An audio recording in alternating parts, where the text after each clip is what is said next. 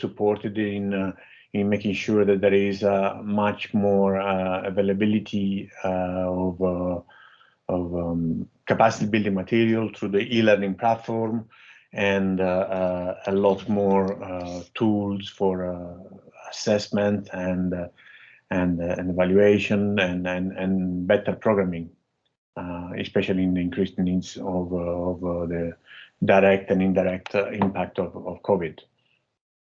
So the nutrition cluster has actually led the way in many of these changes, which are now also, and many of these changes have become a positive model for other clusters to follow. Now, all these changes wouldn't have happened if we had not also strengthened our collaborations and partnerships. This has been primarily with UNICEF at the regional level and country level, to really ensure that not only the HRP countries receive direct support, but really expanding the direct support to any country which may benefit from it, in order to strengthen the sectoral coordination and intersectoral collaboration. We've improved this collaboration also with other sectors, and so there is a much stronger collaboration platform, in particular with the health, WASH, and food security clusters. And you probably have seen recently a statement from that collaboration on prioritizing our convergence of effort for countries affected or at risk of famine.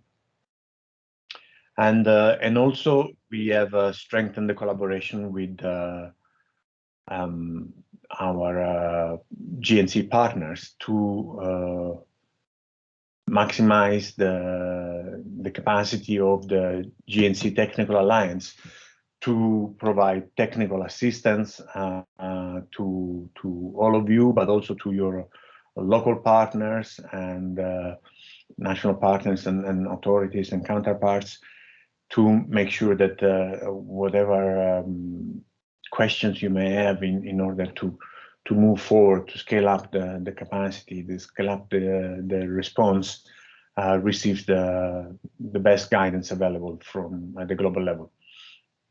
So all these changes, which many of these changes were actually apparent even from they were highlighted in the previous GNC strategy, but these changes that are now really being tested, and the approach has received wide endorsement. So they're actually going to be better developed in the new strategy, which will be October. So this is a really exciting time. It's the time of recognition of the effort that all of you made and continue to make, and really a recognition that these positive changes are a good model for other clusters, and they're a model for the GNC to continue adopting. Now, so thank you very much, and I'll be very happy to interact with any of you individually in the future if the opportunities arise, and so rest assured of our maintained and sustained support. Thanks a lot. Thank you, Stefano, for the welcome and the opening remarks. Next slide, yes. I would now quickly go through the webinar outline. Like the HNO webinar that we had in August, this webinar will discuss the 2022 HRP process in light of updated guidance, focusing on key changes and areas of focus and available GNC.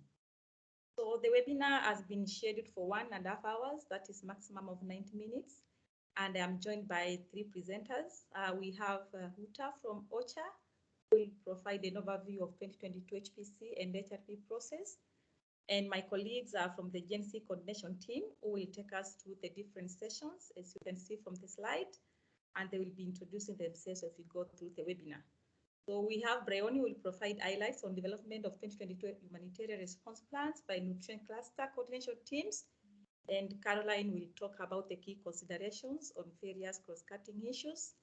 And I'll be happy to remind us on the available support we have from GNC for the country level coordination teams throughout the HPC process. As usual, we'll have the question and answer session for the presenters to clarify any issues at the end. So kindly feel free to type any questions on the chat box.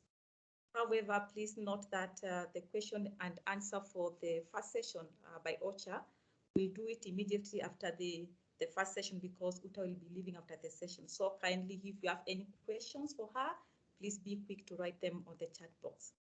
As usual, we do not have adequate time for verbal introductions. So please, I would like to encourage all of us to introduce ourselves via the chat box. And please tell us your names, the organization, and which country you are representing today. So at this point, let me invite Uta from OCHA to introduce herself and take us through the next session. Welcome, Uta.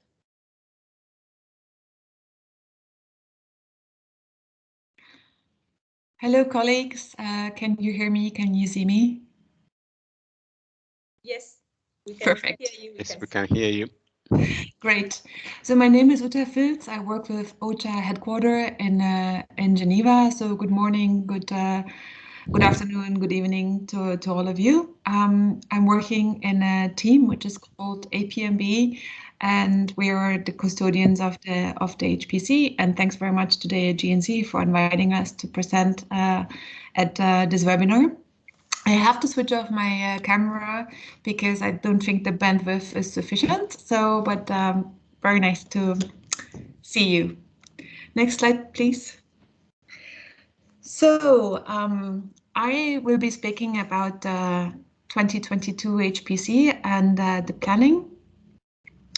So same as for the entire HPC package, we only did very limited modifications for the HRP Humanitarian Response Plan template and instructions for 2022. Next slide, please.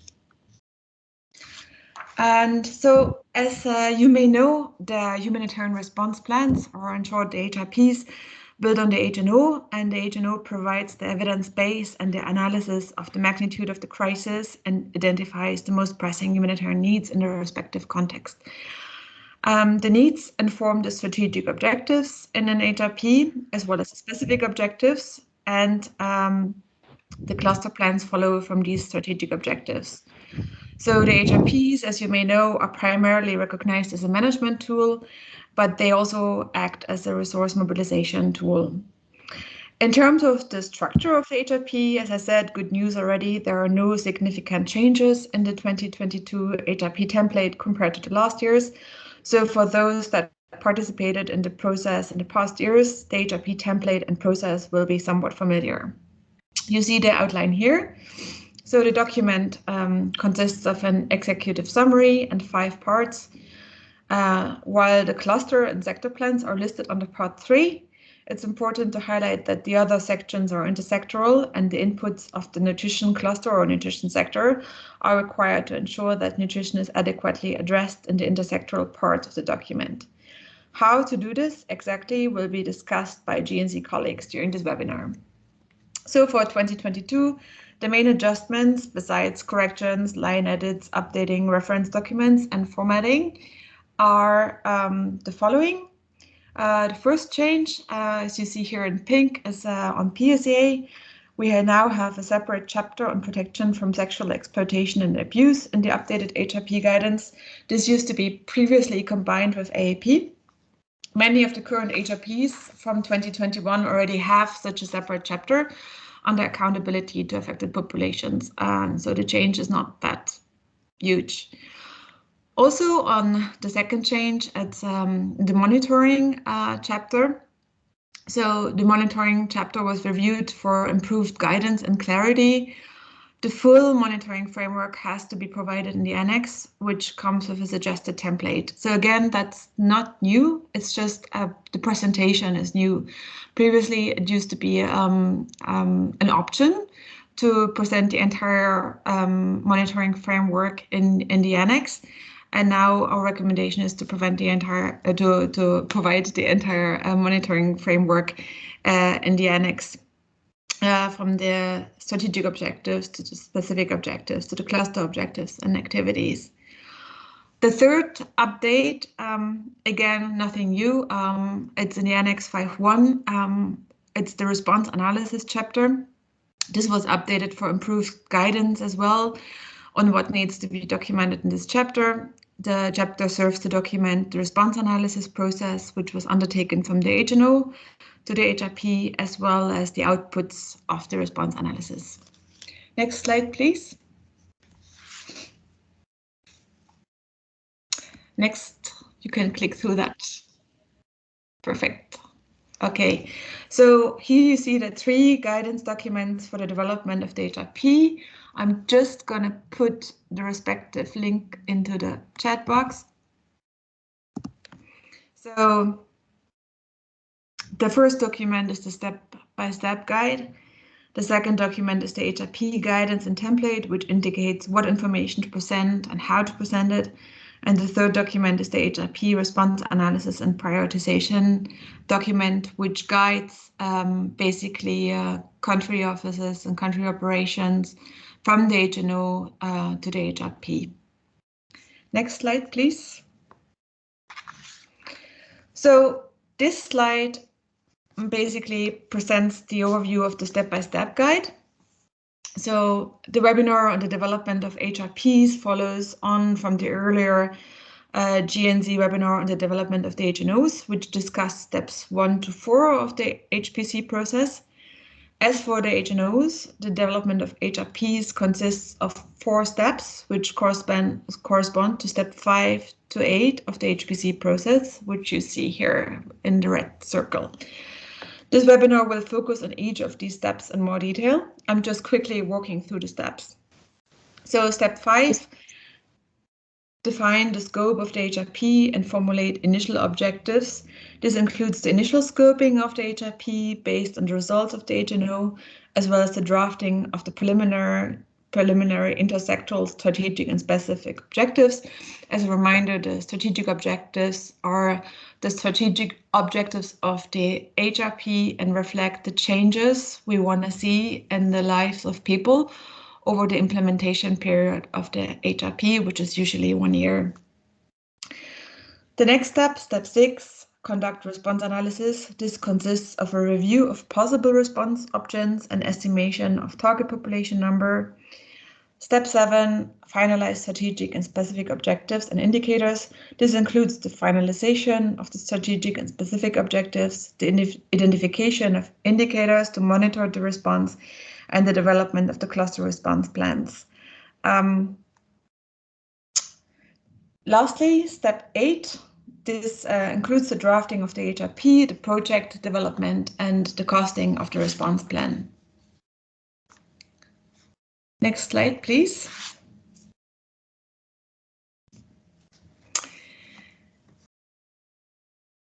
So, given that the HPC timeline differs across countries, we're now launching a poll to understand better and have a quick discussion regarding the steps of the HPC and where you are in your country operations. Here you see the poll, and you have basically 6 options, and please indicate where you are depending on the country operations you're working in.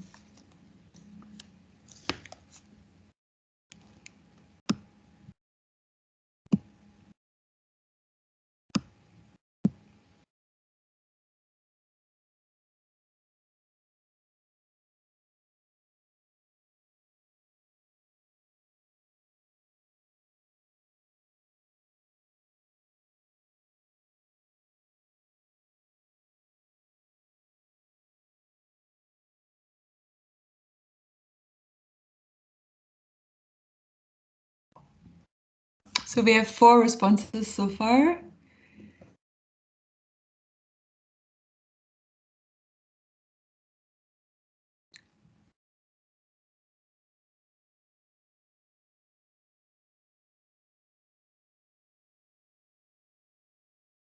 Oh, there was a comment that you can't hear that clearly. So you see a poll in the chat box. As the HPC timeline differs across countries, we're keen to hear from you on what step of the HPC you're currently at.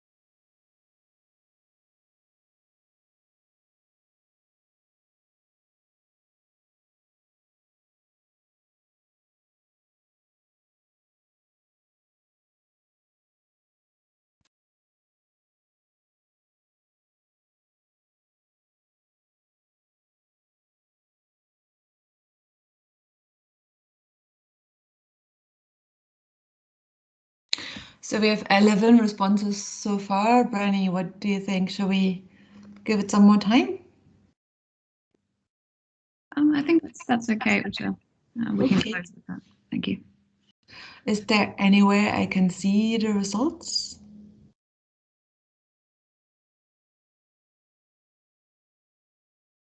Sorry, I was just checking. It looks like, because it's Teams and not Zoom, it looks like we can only get this aggregated information and not by country. Oh, okay.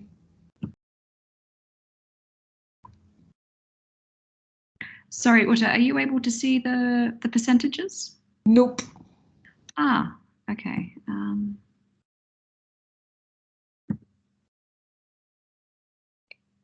Okay.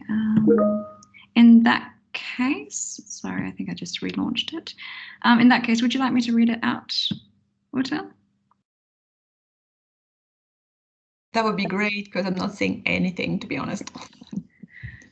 Apologies for that glitch, everyone. It seems as though the percentages are just at my end as I'm sharing the screen. So for step one, we have 33%, which are currently on step one, so agreed on the scope of the analysis and costing approach. We then have 8% of those that completed the poll, which are on step two, the secondary data reviewed and completed. Then we have 17% on step three, which is the primary data collection. Again, we have 17% on step four, the joint intersectoral needs analysis completion. For step five, we have 25%. So this is the defining of the scope of the HRP, a formulation of draft strategic objectives. And it looks as though no one is at step 6 or beyond, which I think is expected, because if we were at step 6, we would be ahead of the OCHA HPC timeline. So yes, it looks like the majority of people are still, or countries are at the HNO process, with only 25% of those on this call that completed the poll on the HRP process. Thanks, and back to you, Uta. Yeah, thanks, Bryony, and thanks to colleagues who submitted the poll. It's always interesting for us to see where countries are at. We're now in the beginning of October. So in the step-by-step guide, we have a calendar, an indicative calendar, and we have a number of, actually we have 2 fixed deadlines in the HPC. That is the Global Humanitarian Overview. This year it will be launched on the 2nd of December, and this is based on the information from the HPC, and we usually request our country operations through OCHA to submit it to us at headquarters here by the 9th of November. And As you know, the HPC follows an annual cycle, but indeed there may be variations on where countries are at, depending on the challenges in country and depending on discussions that may be ongoing. For example, on the response analysis, when you have to narrow down the PIN to the people targeted, because the people targeted are usually a smaller number than the people in need for a variety of reasons, such as access or other response plans that may be there to address those needs in country. I think unless there is anybody who wants to come in and speak regarding their country operations, where they're at, any experience you want to share, let us know, or let Faith know, or raise your hand. If that's not the case, I think we can move to the next slide.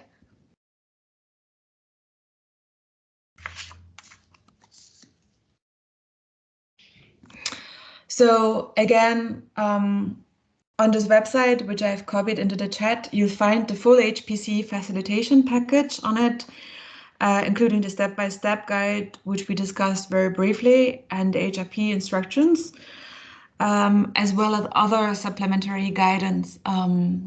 And it's open for everyone to use and to read. I know we are inundating the field with guidance, but some of it, I think at least the step-by-step guide, it's always a useful reference tool to read, as well as also the prioritization guidance, which explains the steps from the needs analysis, which give you everything, PIN, severity, the underlying causes and the factors, and how you translate that into a response plan. And on that note, I'm handing over to Faith, who kindly agreed to moderate the questions. Faith, over to you. Thank you, Uta, for that presentation. It's now time to have questions and answer, and I can see already we have one question on the chat box, and I can see your hand, Isaac. Maybe I can read your question, and then if you want to add something, you can speak. So Isaac is from Sudan. He's asking if we have a standard format for HRP that is circulated to all countries. Isaac, maybe Uta, you can respond to that, and maybe Isaac, if you have something else, you can speak. Thank you. Yes, sure. Thanks, Isaac, for this question.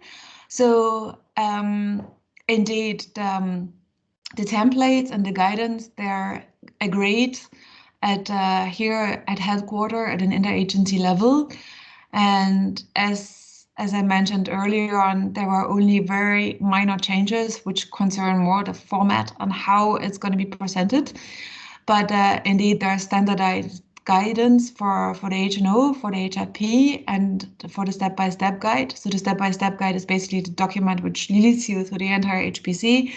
The HNO template and guidance tells you like how to present the information in the HNO, and gives instructions on how that should be conducted. Same for the HRP. And there's a number of supplementary guidance which is also collected on the website, and it's available for everyone. Thank you, Isaac. I can see your hand is still up. If you want to say something. Yeah, Faith. Good morning from Khartoum. Good morning. Good. Thank you. So I was having our rep was just coming in saying hi. Listen, the reason why I'm asking is that we are currently in the process of HRP development. We are already started the objective and the others, and maybe we have a deadline by next week. We may have actually a temporary, so the first draft of HRP shared with OCHA. What I was looking at for the last few days is actually the template, and we have been given for the sectors.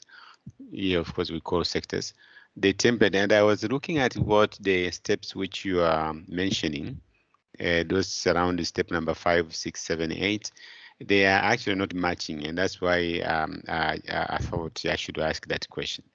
And if you don't mind, I can, if you allow, face, I can project it quickly, and then you can look at it, and maybe maybe you can talk to your colleague here in Ochen in case there is, I don't know, maybe some kind of difference. Is it okay? Maybe you can just send it to Uta directly. Okay. Okay. Yeah, and then we can follow up by that. Sure. No, thanks, Isaac, and greetings to Khartoum. So the steps are the general steps, and what I believe you're referring to maybe a cluster template that has been circulated by the OCHA office in Sudan to fill in. So basically the cluster template is a building block of the HRP guidance and template, and I'm happy to look at it and also to see with my colleagues. Thank you. Okay, thank you. I will do that. Okay, thank you. I cannot see any other question on the chat box. Do we have someone else who wants to speak, maybe ask a question before Uta leaves the webinar?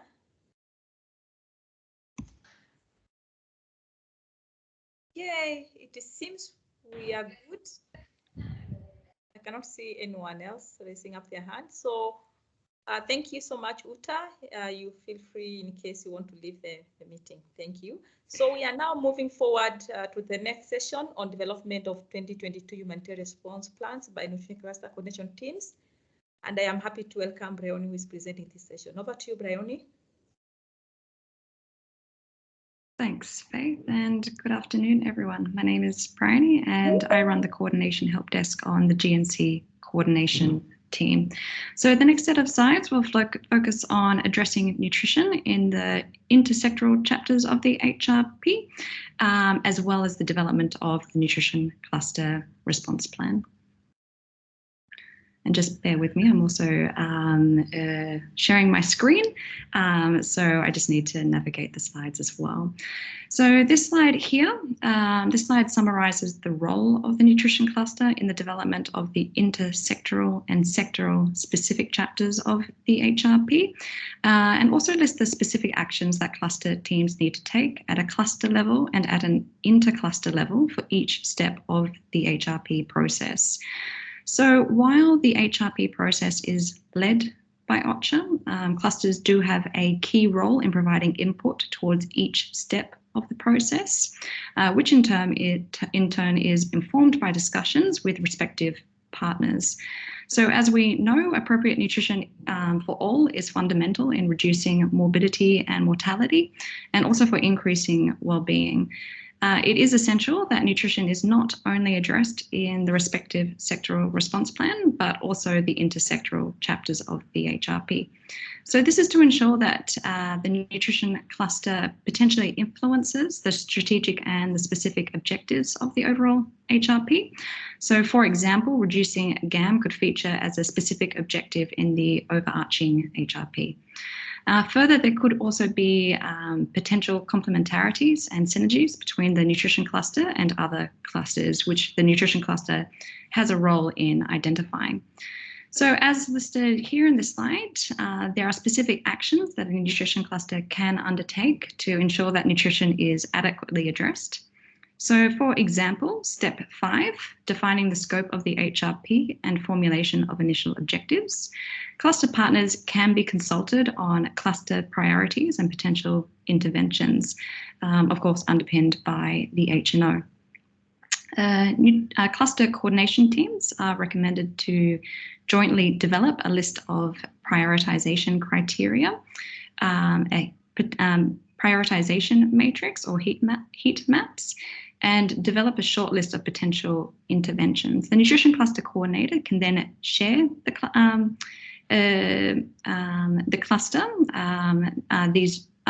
share these with the cluster during the intersectoral discussions to identify complementarities and synergies across the sectors. So for step 6, conducting a response analysis, the nutrition cluster coordinator can consult the nutrition cluster members on the appropriateness, relevance and feasibility of the proposed interventions, and then raise these discussions at an intersectoral level to identify the intersectoral response synergies. So just to clarify, when we speak of appropriateness, relevance and feasibility, appropriateness refers to interventions that will most likely meet the humanitarian needs. So for example, OTP for SAM without complications. This is specifically for the appropriateness. Then for relevance, this refers to the priority needs and preferences of the affected populations. So for example, mobile IYCF clinics. And feasibility refers to operational factors such as physical access to blanket supplementary feeding distribution points during rainy season. So for step 7, this specifically refers to the development of the cluster response plans and finalization of the strategic, intersectoral and sectoral specific objectives. Again, it is important for the nutrition cluster coordination team to participate in the intersectoral discussions on this step to ensure that response efforts are integrated. So for example, WASH and nutrition assistance in healthcare centres. Also that they are sequenced. So this, for example, OTP for a SAM child, followed by agricultural assistance, or layered. So for example, nutrition, food and agricultural targeting the same geographical areas. So lastly, for step 8, this refers to the costing.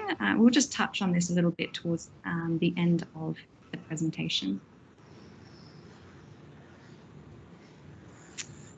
So I'll just ask if colleagues could just mute themselves.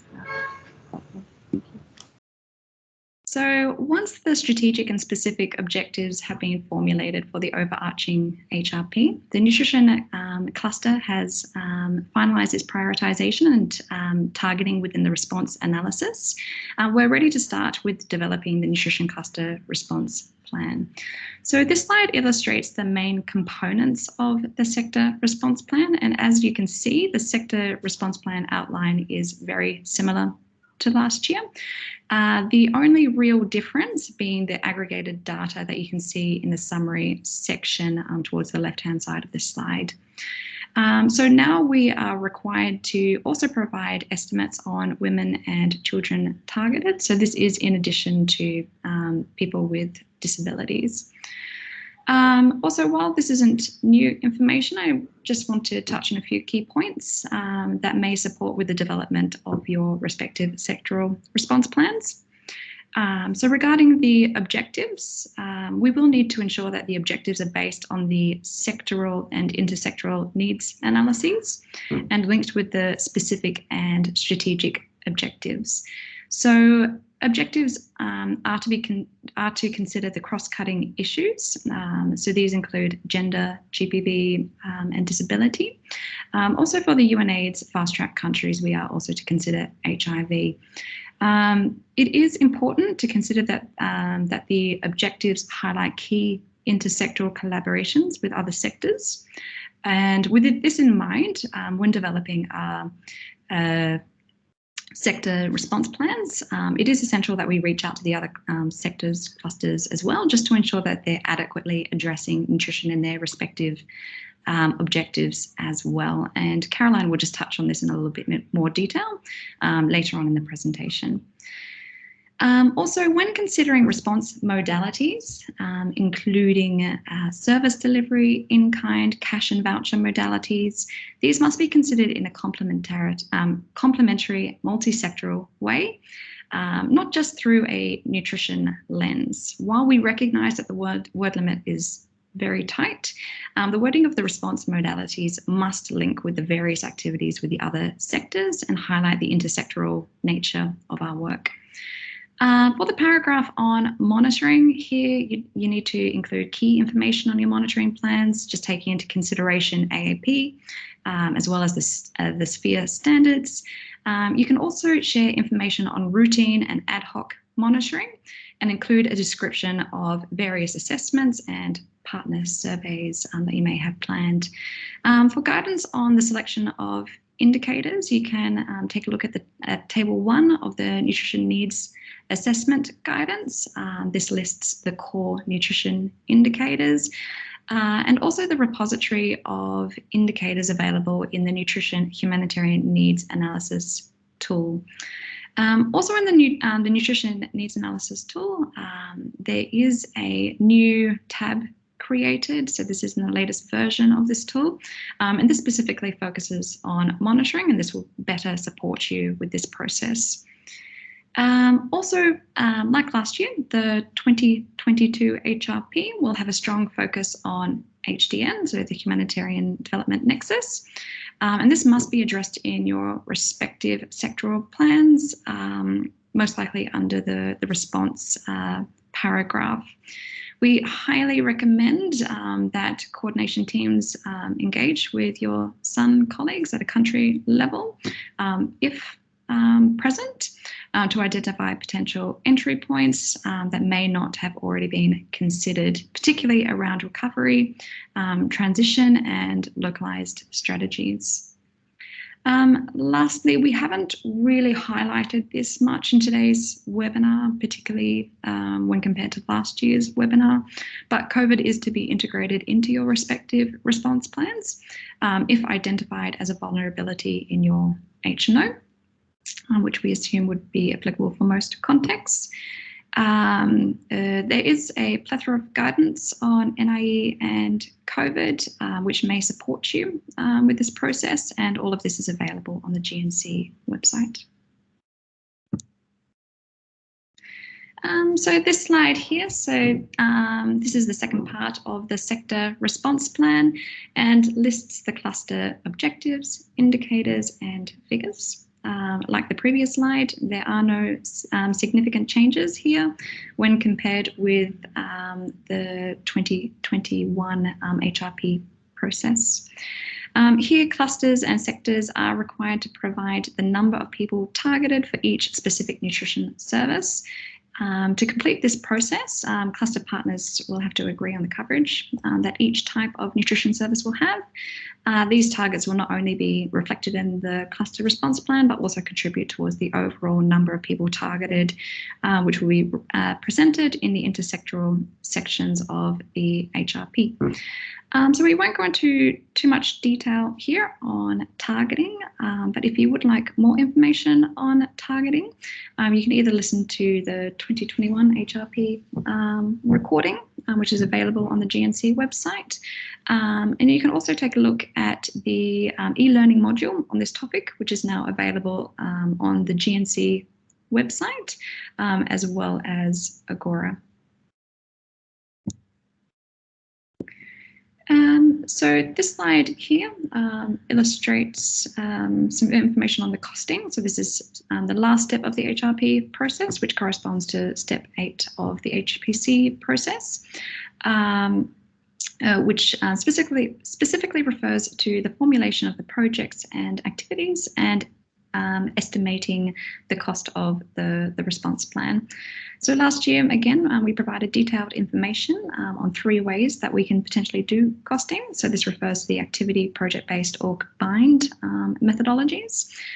We also shared that OSHA was working on some guidance that would potentially standardize this process across countries. However, just to flag, this guidance is not yet available. It's still under development, and while it won't be used for the 2022 HRP development process, it will be used for the 2023. So we will share that information with you once published, but just to reiterate, it won't be used for the 2022 HRP process. So if you would like some more detailed information on costing, you can refer either to the HRP recording from last year. Also, you can refer to the new e-learning module specifically on this topic. So that's module 3.2.1, available on the GNC website, and again, Agora. So under this module, you can find information on the pros and cons of the different methodologies, as well as some country examples. And if you would like additional information, you can also refer to the Nutrition Cluster Coordinator checklist as well. So while this falls outside the scope of today's webinar on the HRP process, we thought that it might be useful just to touch on the linkages.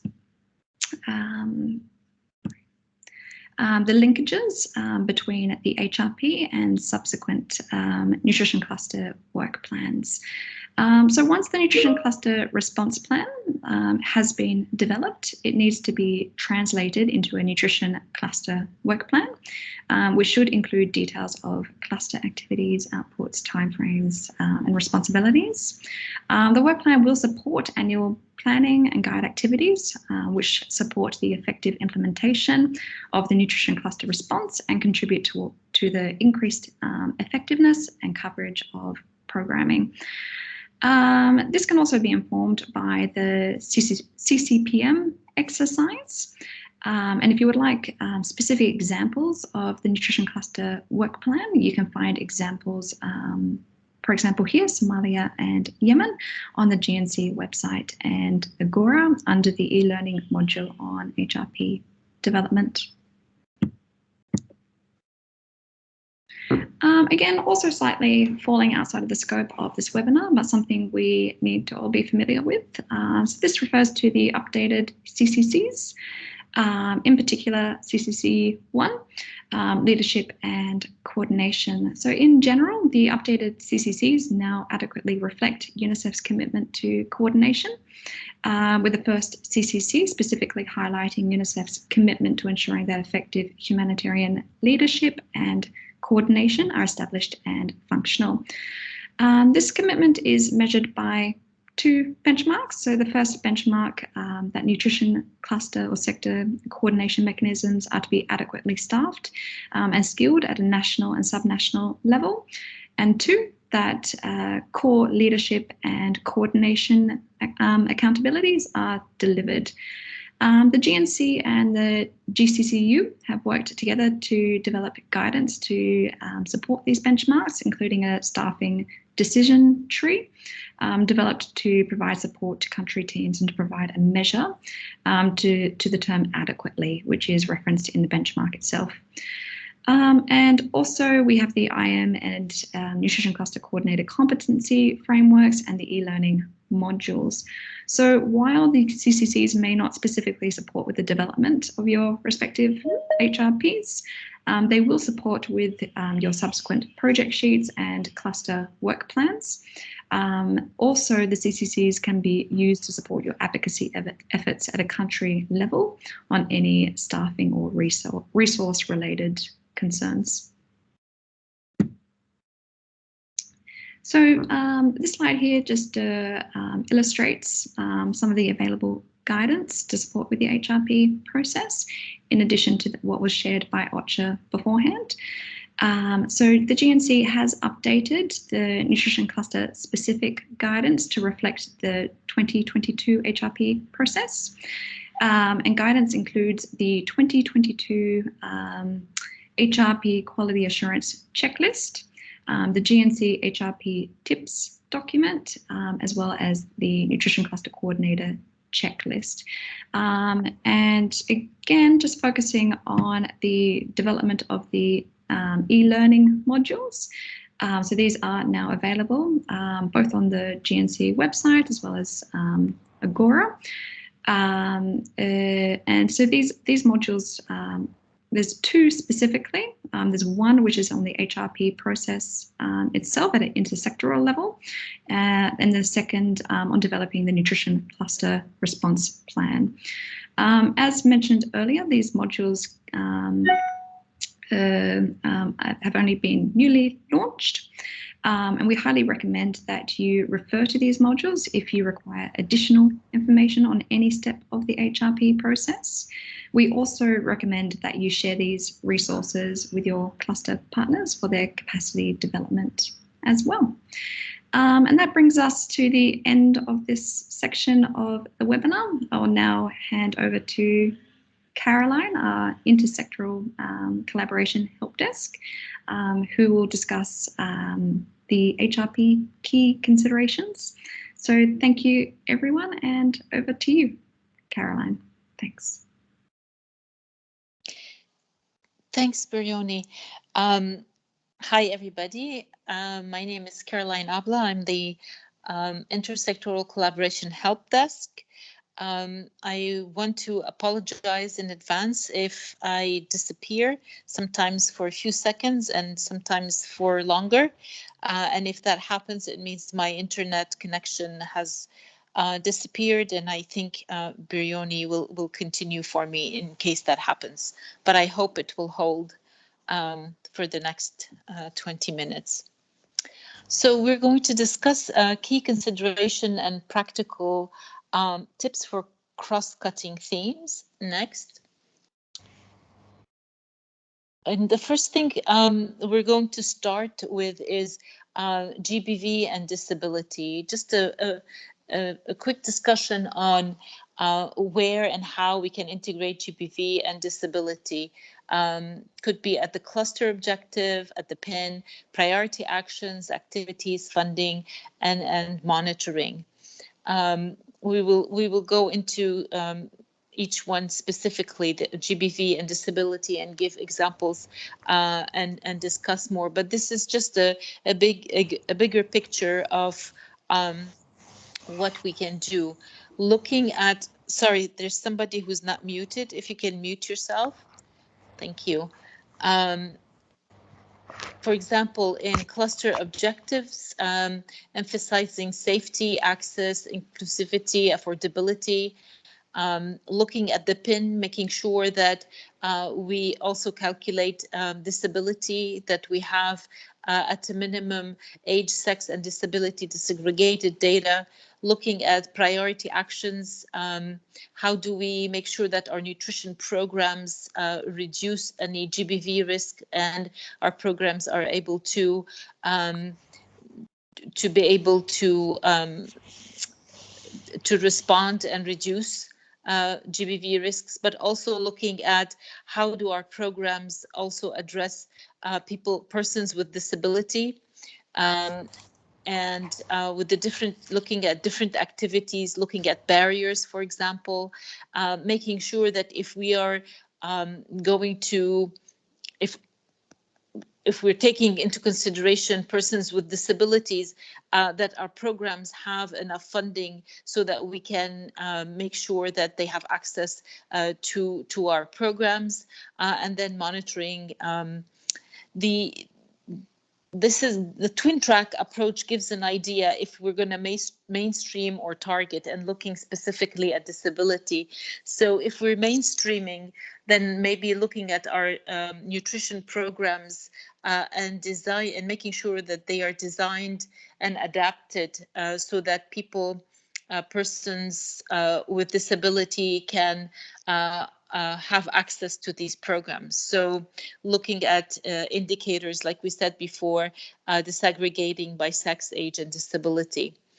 Looking at targeted, looking at programs that accommodate the individual requirements of persons with disability.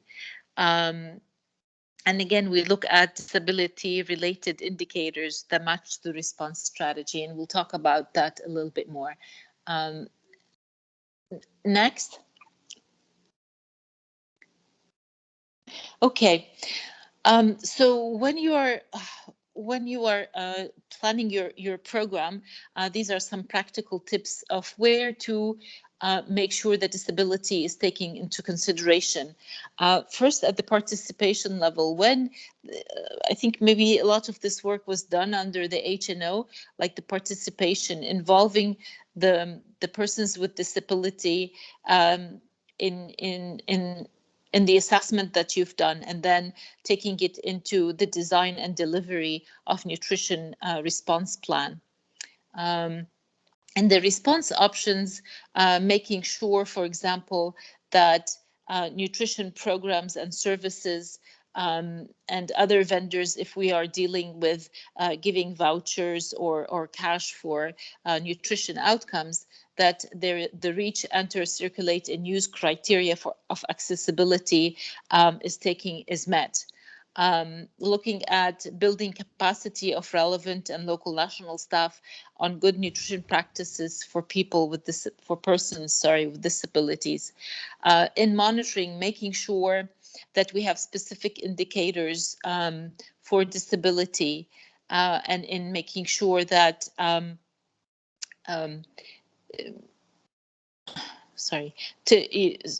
so that we have specific disability-specific indicators to monitor the nutritional status of persons with disability. And if we have, like I said, if we're taking these steps before, then we need to look at the costing and making sure that where we are costing our programs, to make sure that we put in a budget for making our programs more accessible to persons with disability. It is not enough to say we are going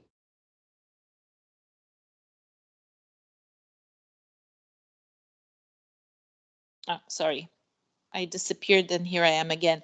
To make sure that we say that our programs will be accessible to persons with disabilities, yet our budgeting doesn't take into account if we need to put up ramps or if we need to make sure that we have these facilities or services closer in certain areas.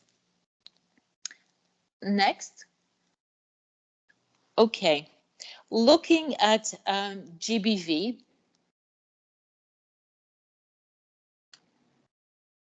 so GBV must be recognized and addressed in the HRP with GBV related needs that were identified in the HNO. So just to give you an idea, the GNC has really been working very hard to integrate GBV. In 2020, cluster response plans, only 4 nutrition clusters or sectors addressed GBV. In 2021, HRP, we have actually one HRP that fully met the 4 grading criteria. That was Burkina Faso. And then we have 4 that met the criteria: CAR, South Sudan, DRC, and Zimbabwe. There is an issue of having solid narrative in some places, in some HRPs on GBV, but then not having corresponding indicators. So we need to make sure that those two go together. So the encouraging practices from 2021 is that the GNC has been promoting safety audits and joint programming. As a result, there were increased references to these activities compared to previous years. Nutrition is the sector that used comparatively the most safety audits. Overall, nutrition is the sector that demonstrated the strongest improvement in terms of GBVRM measures, both quantitatively and qualitatively. So good for the nutrition sector, and let's keep up the good work. There remains challenges, however, in how we are dealing with GBV in nutrition programming. Capacity building of women-led organizations remain very low and should be prioritized in the 2020. Ensure more localized and gender-sensitive approaches and guarantee that risks and vulnerabilities are actively tackled. With regard to the HRP indicators, like I mentioned before, despite a relatively good narrative overall from previous years, but we still need to do work on including relevant indicators. Okay, where GBV risk and barriers are related to nutrition are identified and included in the HNO. We need to make sure that the HRP includes at least one response strategy and indicator that addresses those identified risks and barriers. For example, if you can see from here, some women cannot go to nutrition services because their husbands don't approve that and they don't understand the importance of nutrition service. This is a common barrier that women face in accessing services for themselves and their children. It has a huge impact on the uptake of nutrition services, as well as safety concerns for women who access these services without husbands. So part of the response service could be to conduct specific nutrition outreach or education targeting men and community leaders in order to address this specific barrier. Where there's no data related to GBV risk and barriers to nutrition services, at least we should include one standard GBV risk mitigation response and indicator in the HRP. And try to address the data gap through safety and audit, and include question related to barriers in nutrition services in our nutrition surveys and in our monitoring. Okay, so next slide, sorry. So some other practical tips for GBV, some standard risk mitigation measures that the nutrition cluster can include are training of nutrition frontline workers on GBV referral and disclosure. Doesn't mean that these frontline workers will become experts, but that they can recognize and refer GBV cases. The safety audits could be multi-sectoral or nutrition specific.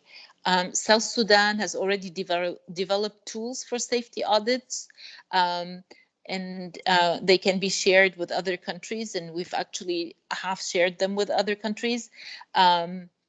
So if you would like for us to share these tools with you, let us know.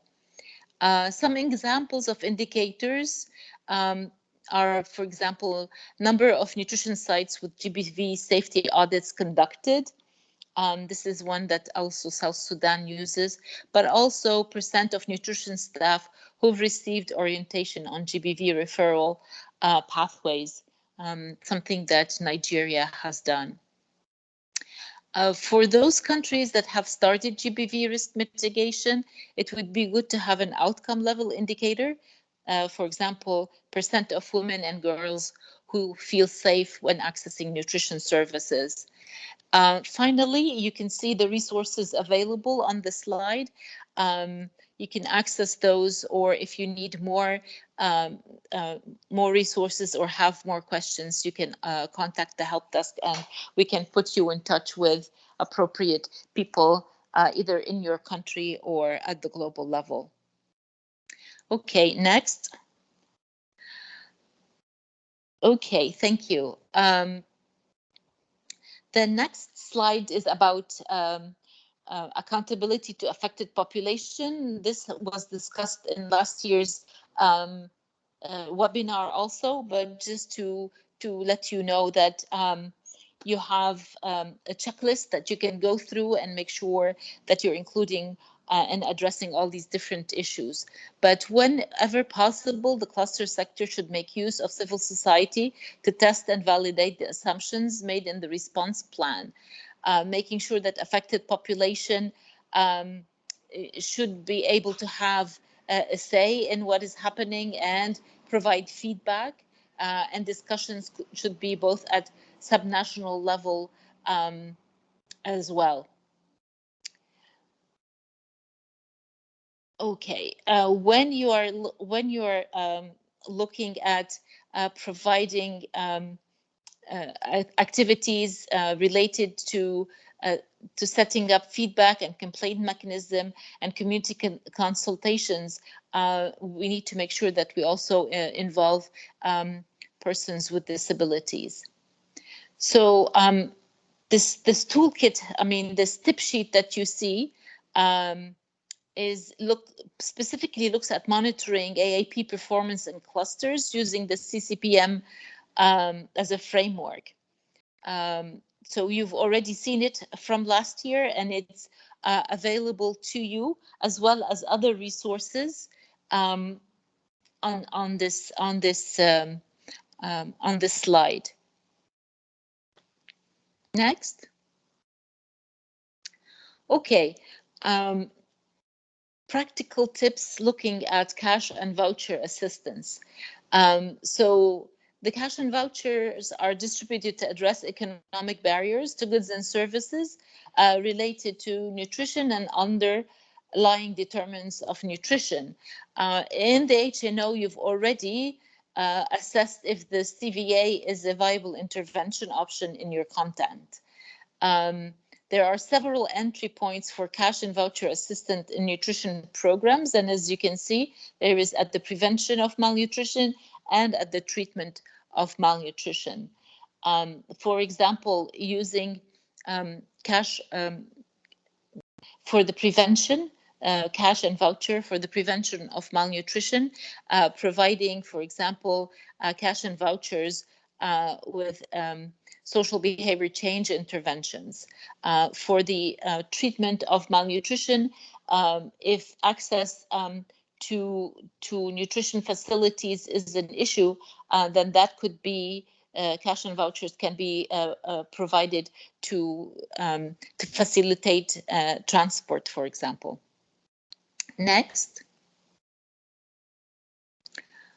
Okay, so additional practical tips for CVA for the HRP is to clarify whether CVA will be used to deliver planned programs, and that you already have assessed if you're going to do that and if it's feasible under the HNO. Looking at including information on evidence used to determine use of CVA. Have you looked at market functionality, financial barriers encountered when accessing nutrition foods, safe water and hygiene items, transportation to reach health and nutrition services, for example? You just state the percentage of the response delivered by using CVA.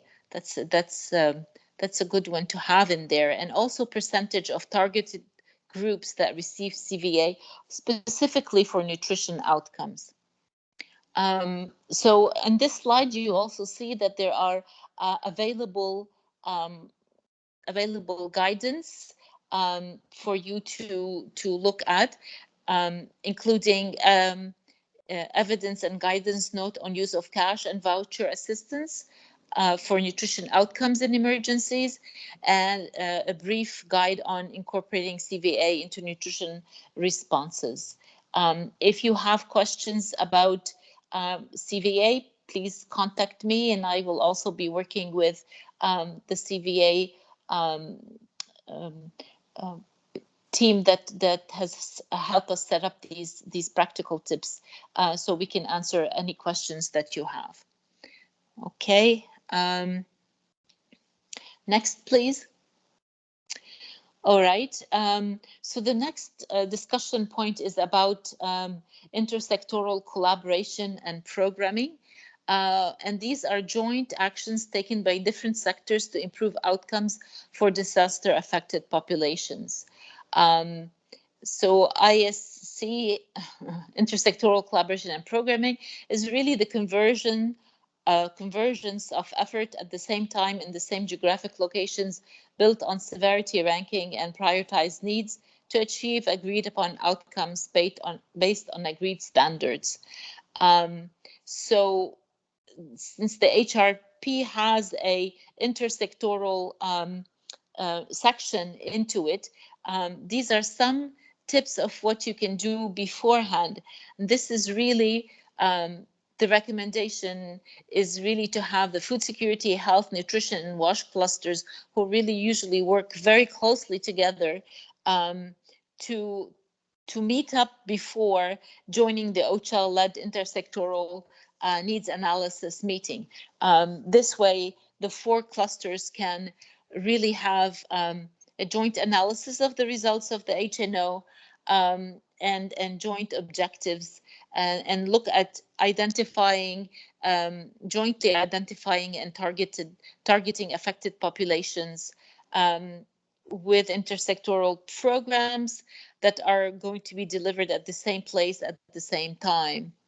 Also jointly identify intersectoral interventions, maybe a minimum package of interventions that will be provided to the affected population at the same time in the same locations. And again, this is based on the needs assessment and the prioritization that is done of the population in need. Decide on delivering modality of specific technical interventions, intersectoral interventions, looking at community, household, and facility level. Decide where and how to resource share. For example, could we resource share between the 4 clusters on community health workers' salaries or community health volunteer incentives, or on delivering of goods, for example. Jointly decide on what specific indicators to collect for intersectoral programming, who will collect them, what indicators, and how often. And also jointly discuss on an intersectoral monitoring plan. After you've agreed on your objectives, a monitoring plan is important to see that if we are delivering these programs to the population. And then also agree on a simple and easy to use intersectoral reporting system that is accessible to all clusters and partners. The reporting system will tell the story of how you have implemented intersectoral programs and what your impact is going to be. Okay. Thank you for giving me this time to discuss these issues with you. And I turn it back to Faith. Thank you, Caroline. And we are now moving to the next session about the GNC coordination team available support. And so we are happy to remind you again, as usual, the GNC coordination team is available to provide remote support to countries in both HNO and HRP processes. We have one-on-one calls based on needs, and also we are reviewing the draft HNO and HRP documents for all countries. So again, we remind you to share with us before you finalize for quick review and feedback from the GNC coordination team. And so far, we have received some HNO documents from countries, so thank you for those who've already shared with us. So in this case, you are almost welcome to reach out to the GNC help desk for support throughout the process. The below contacts have been shared with you already, but just as a reminder, we have Nuria, our NIS help desk, who is available for all HNO needs for all countries. That is for the French, English, and Spanish countries. We have Caroline, who is our intersectoral collaboration help desk, is available for all intersectoral related needs for both HNO and HRP.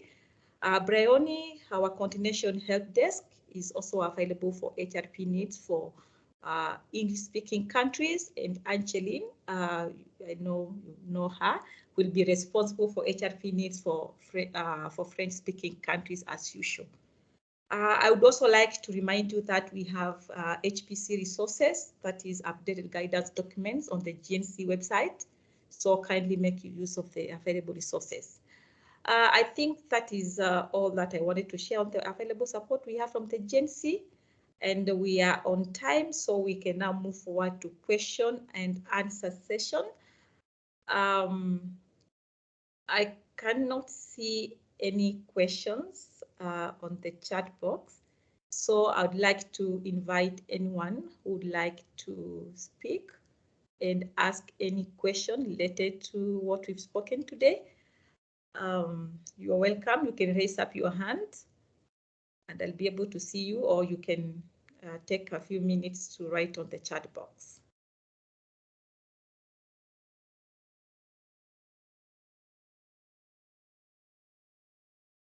Do we have any questions, any clarifications that you may need? Yes, I can see Isaac again. Welcome, Isaac.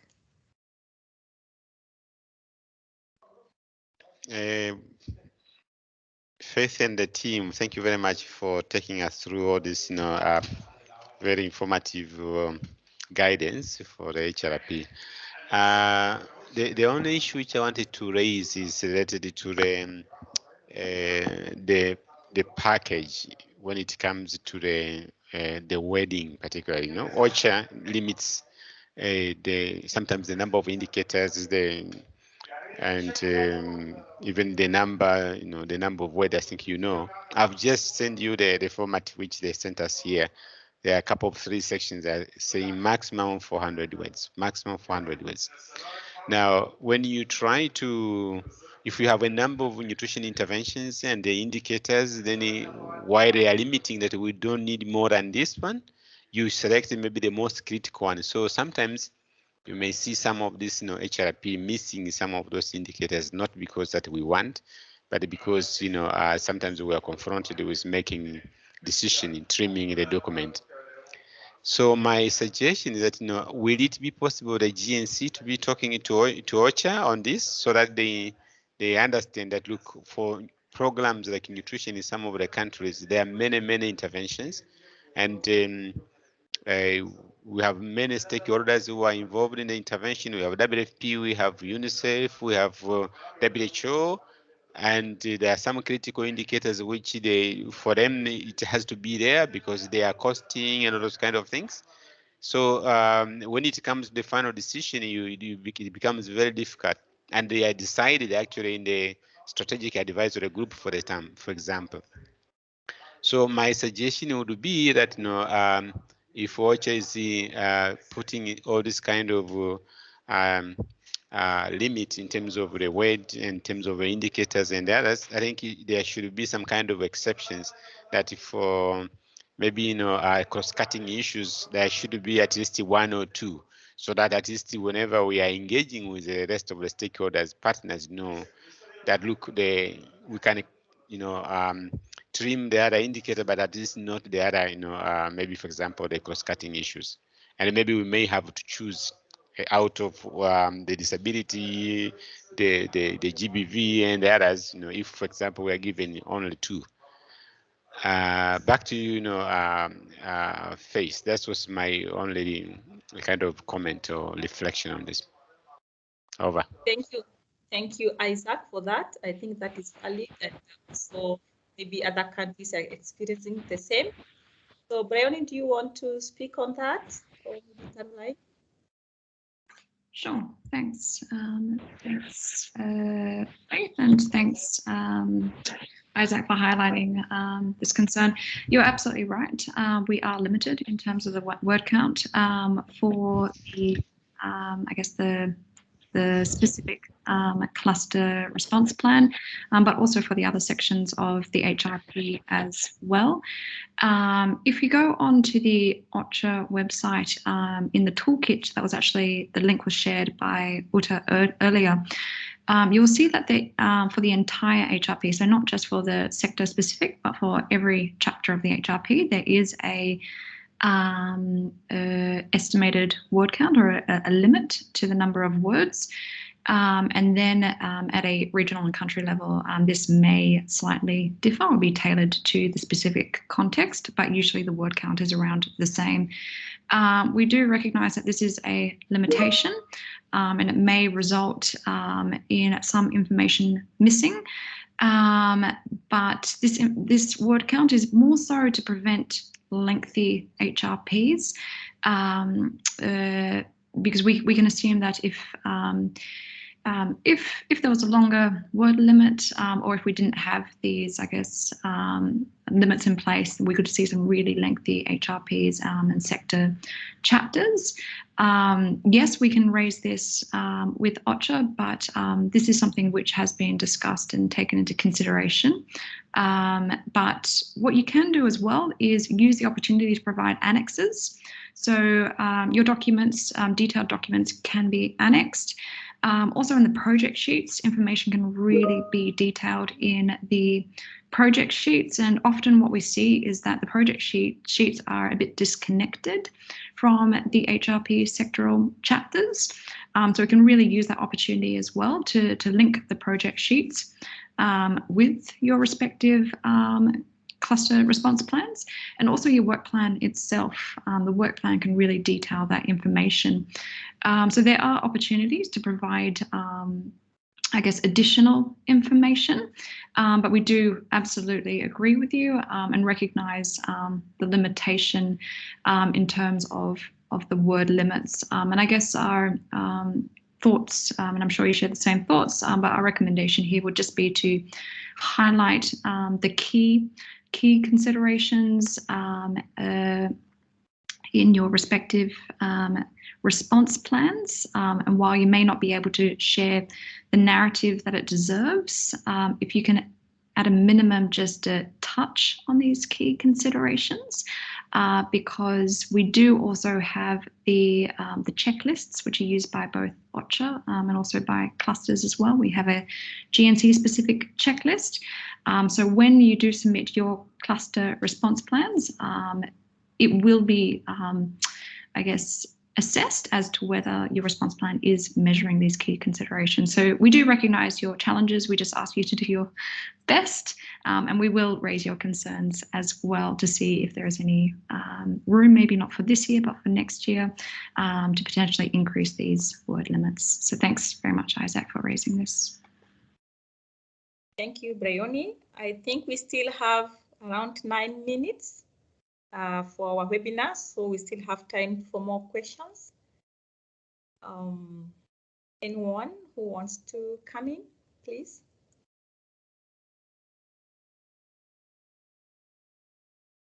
You can raise up your hand. I'll be able to see you.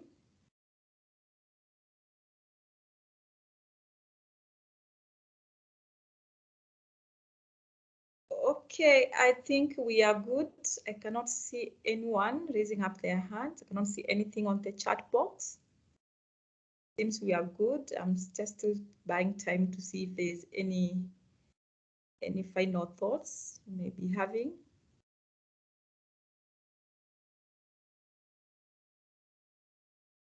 Okay, thank you so much for everyone who has joined us today. I think it was a good webinar, informative, and with excellent presentations from our presenters.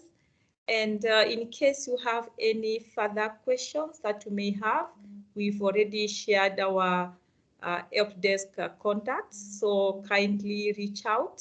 We'll be sharing further information after this webinar. I think the slides will be shared shortly and any other relevant links.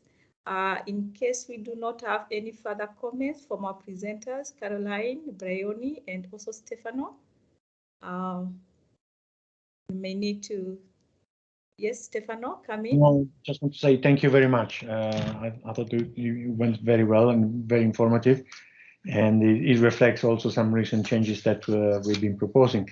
I think it's great, but also just wanted to mention that we are in discussion with UNICEF senior management in New York, and they are assuring us that in the next few weeks or few months, we are going to see a much stronger commitment to strengthening sectoral and cluster coordination. So cluster coordination in all the L2s and L3s, which are activated, but also ensuring that there is much greater capacity at the regional level to support different countries with ad hoc support or surge capacity when needed. And also in terms of prior to and after a crisis, making sure that UNICEF leads the support of for sectoral coordination at the national level. So we, I don't want to preempt this, but it's you know, the UNICEF is seeing how best to ensure that there is systematic funding for these positions, and they fully recognize the need for scaling up.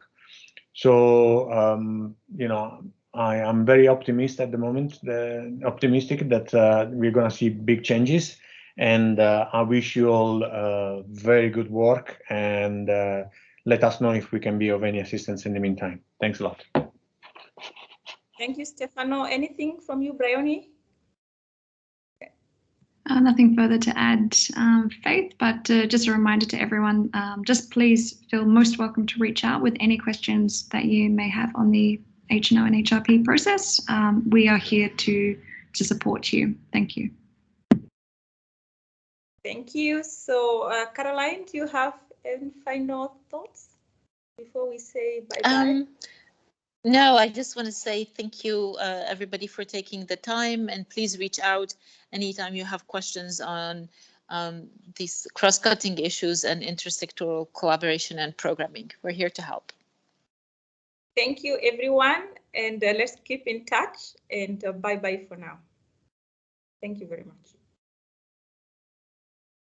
Thank you. Bye-bye.